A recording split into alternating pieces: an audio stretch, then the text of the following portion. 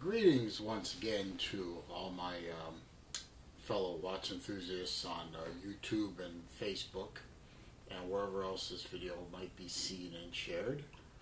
It's Saloon Driver once again.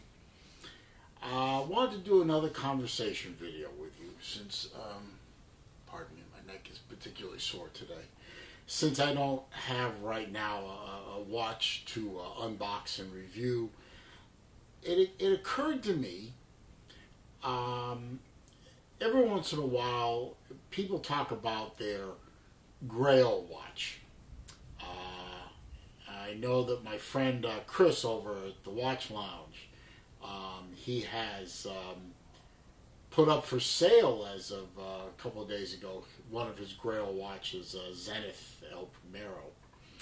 And I know that he talks frequently and fondly about that watch, and you know, TGV, he talks about Grail watches all the time. I think Random Rob talks about Grails. I've even talked about, you know, a Grail watch. As a matter of fact, I'm wearing one right now. I'm looking down at my phone here, make sure I've got the shot.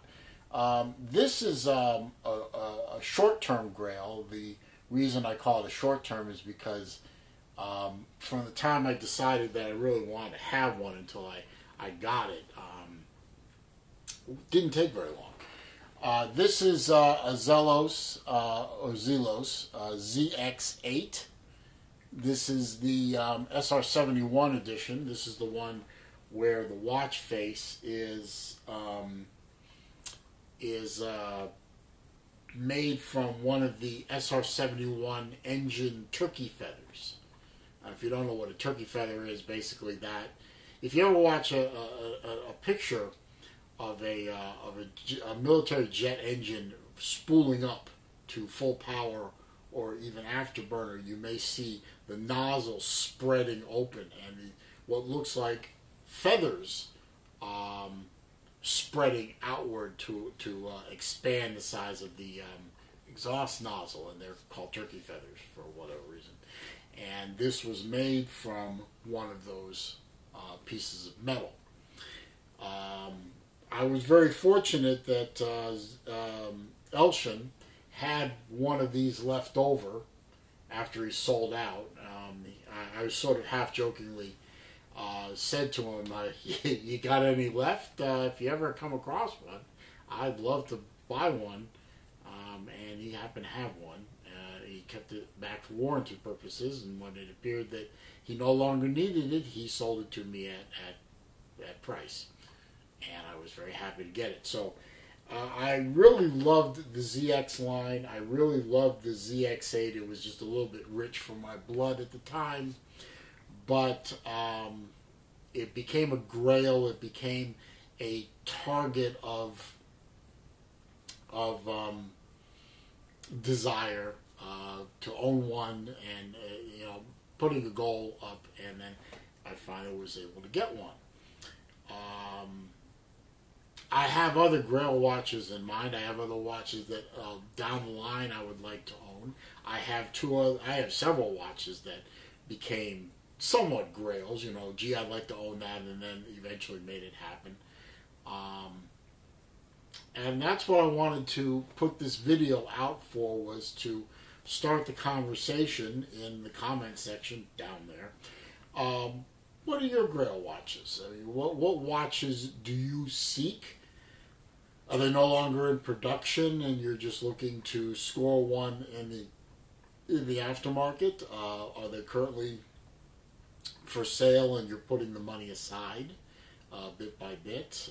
What's your story? That's what I'm looking for. Another watch I had, which was a Grail. Well, it wasn't the particular watch. It was more like the brand, which is Breitling. I've been fond of Breitling for quite a while, and very fond of of this particular one, the analog and digital combination of the aerospace. And I was able to find this one at a very good price off of all things eBay. It did arrive slightly damaged. The minute hand had become dislodged in shipping, but it was easily put back on for a reasonable price, and it's been dead nuts reliable ever since. And it's a beautiful watch with the blue, the titanium bracelet, and the analog digital combination. I like to refer to it as a smartwatch with a soul. And other conversation videos I've made, you've heard me talking about watches having a soul, which is why I eschew smartwatches now. I don't like them, and I don't wish to own another one because they're soulless, in my opinion. Another watch that I had my eye on for a long time was a watch that my father owned, this Rolex Grandmaster, which was originally had a Pepsi bezel on it, but I put a Coke bezel on it just because I could. And when he did finally decide to turn it over to me, it did in a way satisfy the desire to own a Rolex. I will, of course, buy one of my own to really fulfill owning the true ownership of getting a Rolex watch on my own. But, you know, this, obviously, it has great meaning to me because my father is still with me as of when I make this video, which is August of 2019. My father is still with me. He is still, of course, alive. And buying watches like crazy. Yeah, he's interesting in that respect. But the fact that he bequeathed me that watch makes it extra special and, in a way, somewhat beyond Grail. Now, everyone has a definition of what a Grail watch is. For me, it's a very basic, very simple definition. It's a watch that strikes a chord with you and is special to you somehow. It could be because of the particular material it's made of. It could be because one of your friends or relatives owns one or owned one. It could be because you owned one and had to sell it for whatever circumstances and want to repurchase it. It really, for me, boils down to, for whatever reason, it could be those reasons or it could be an infinite number of more reasons.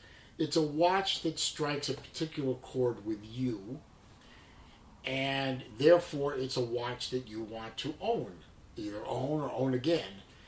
And then you go into the mode of how do you acquire that watch. If it's an out-of-production watch, it could be a seek and a search, a seeking of it for, it could be weeks, it could be months. In this case, in the case of my ZX8, it was a few months. It could be years. Right now, I have a long-term Grail of a watch. There's plenty of them out there. It's just quite honestly, with family, some family expenses and some expenses related to my home, I don't have the spare cash to buy it. I'm putting some aside as often as I can, but I don't have the wherewithal to make the whole purchase immediately. I want a Breitling Navitimer Cosmonaut. I want it with the blue face. I want it with, I believe it's white or silver subdials. And I want it to be between 41 and 43 millimeter, and I want it on a titanium bracelet. So I know what I want. I don't remember the exact caliber number of it or whatever, but I know what I want. And I search and I search. They're all a bit out of my budget right now, but I believe in 2020 I'll be able to put aside my my current debts and obtain my Grail. So that's a Grail watch for me. I have a desire to own a Navitimer Cosmonaut, and I'm going to, by God, make it happen. And that is that's where I'm at right now. That is really the only Grail watch that I'm looking at. I'm not really looking at any other brands except for that Breitling. it just talks to me. I love the dial, I love the subdials, the design, the history behind it. That watch just speaks to me, and that's what I'm going to go after long term. Of course, there are short-term watches. I know that very soon Zelos is coming out with some more swordfish watches. Sometime during 2019, they're coming out with new releases of hammerheads and abyss watches, so I'll be looking at those. But right now, long-term Grail,